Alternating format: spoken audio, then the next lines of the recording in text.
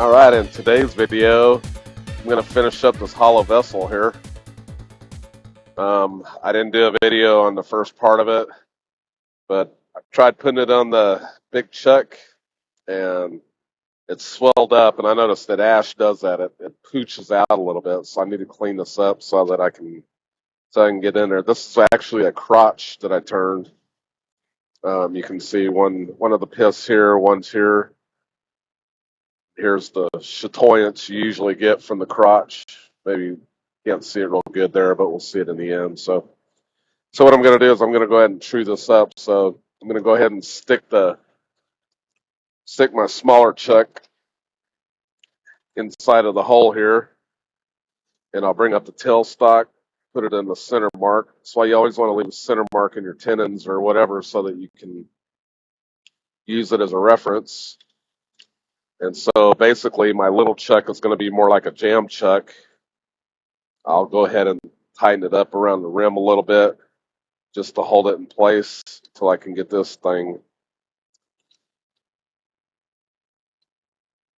And then let me see, I need to turn down my speed here, so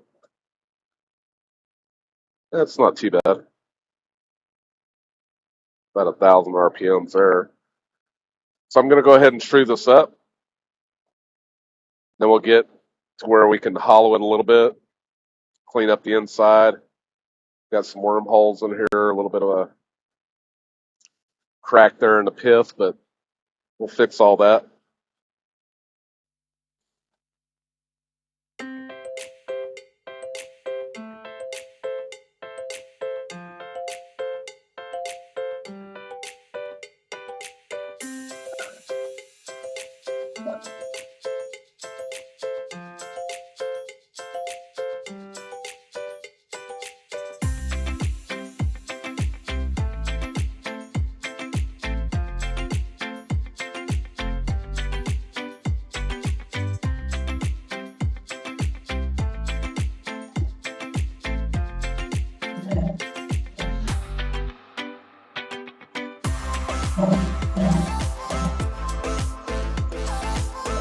Alright. Clean off the bottom a little bit here. Straight up.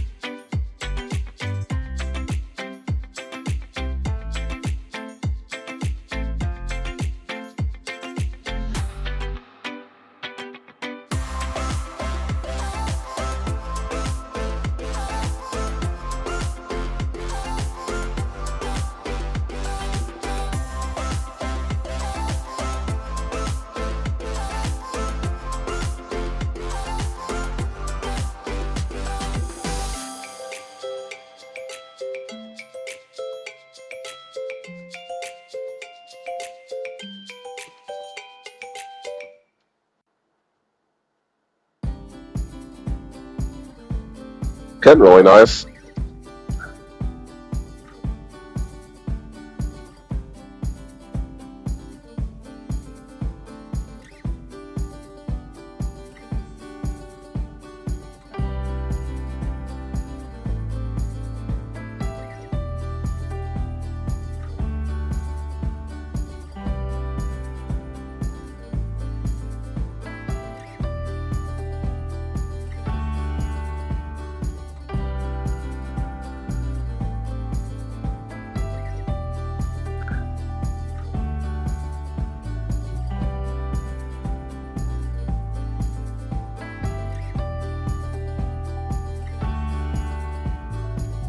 Alright, so I'm going to go ahead and get this turned around and back here in a few.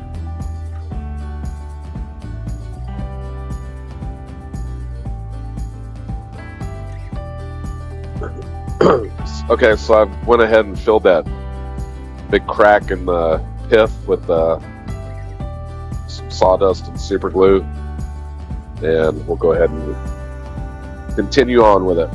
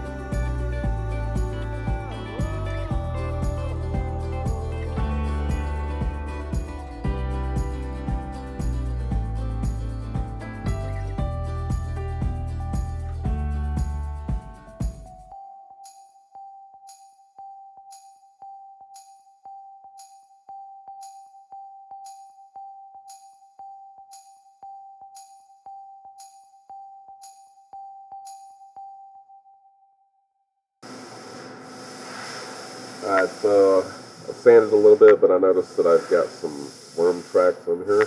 So I'm going to clean out the castings out of them, and then we'll highlight them with something.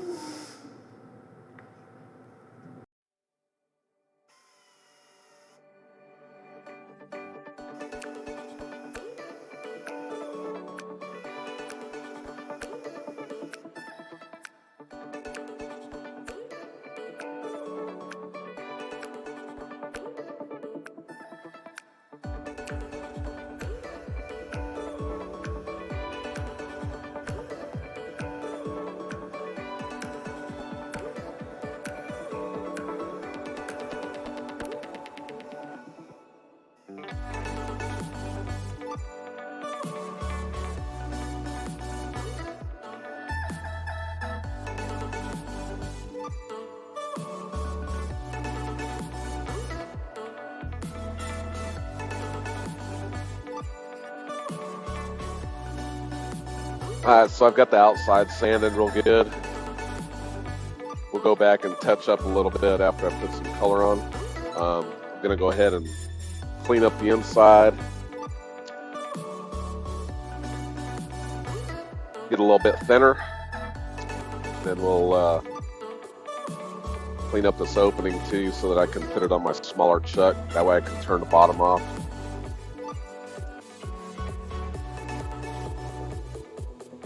A little high.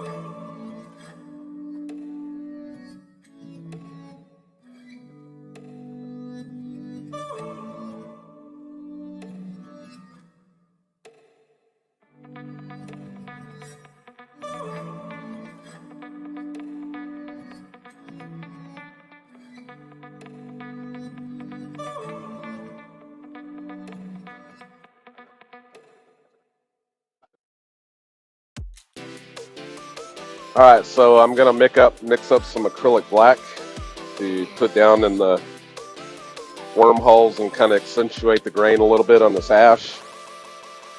So we'll just mix up a little bit here.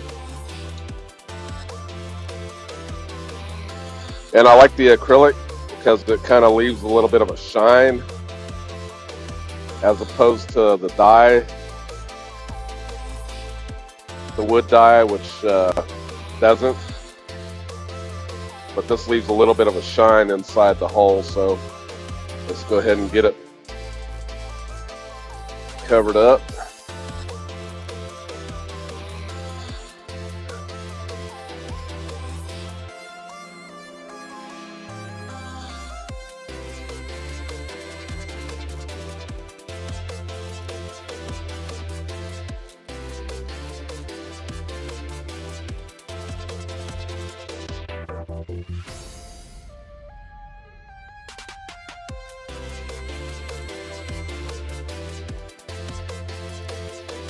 All right, so I've got it turned around using my small chuck in the opening over here.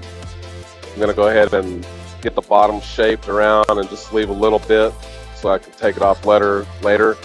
And then I'll go ahead and get some color on here.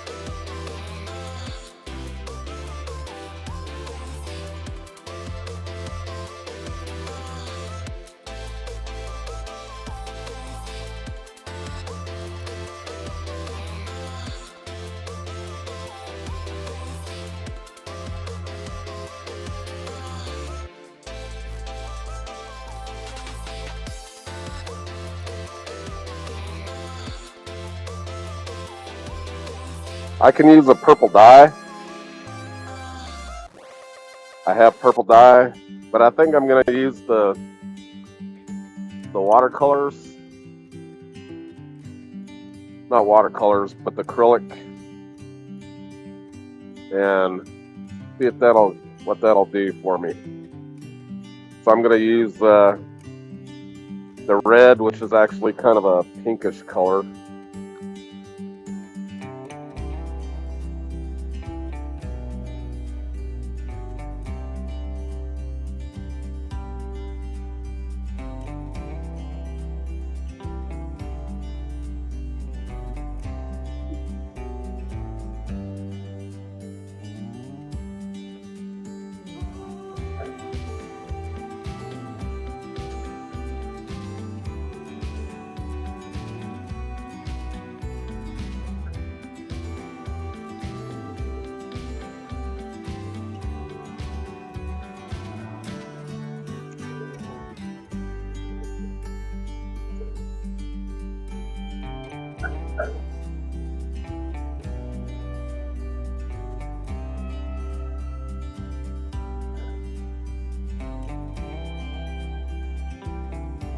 It's actually not too bad of a color right there. A little pink, but not too bad actually. All right, let's add some blue to it. See what we can get.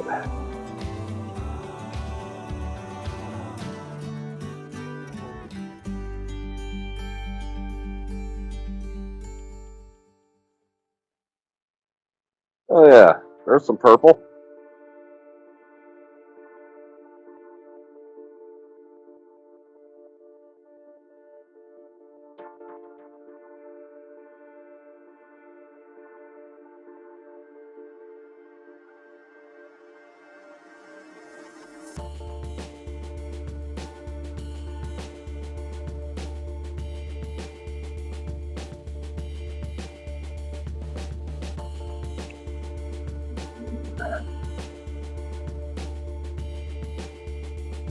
Nice looking purple, actually. Doesn't look bad at all. A little more blue right there.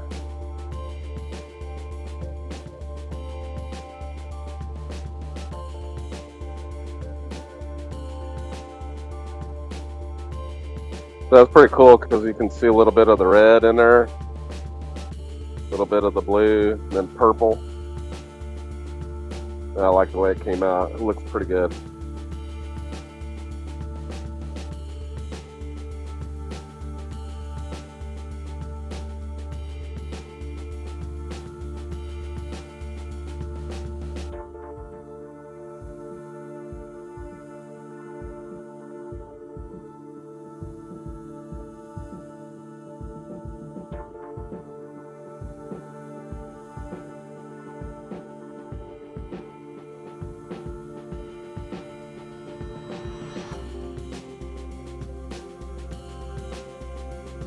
Alright, so I got this piece of spalted hackberry. I'm going to make the finial and the cap out of this.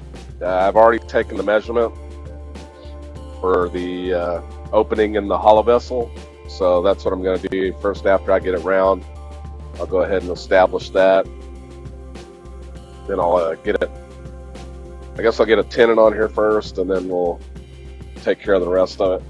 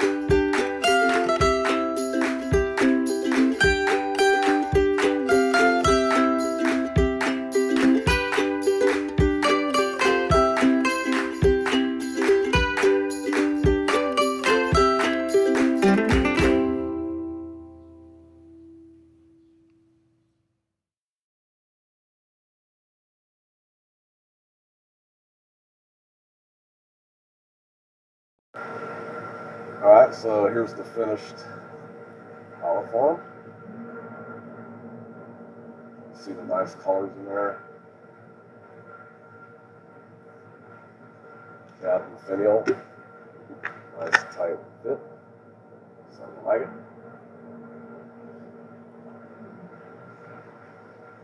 Got some nice color in here. Points. I really do appreciate you watching the video, and I hope to see you on the next one.